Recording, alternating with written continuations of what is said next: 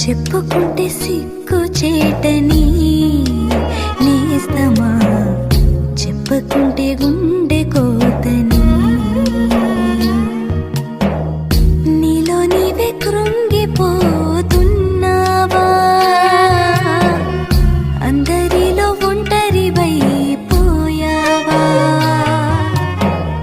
నీలో నీవే కృంగిపోతున్నావా, అందరిలో ఒంటరివైపోయావా. చేయి విడువని యేసుదేవుడు ఆదరించి ఓదార్చును.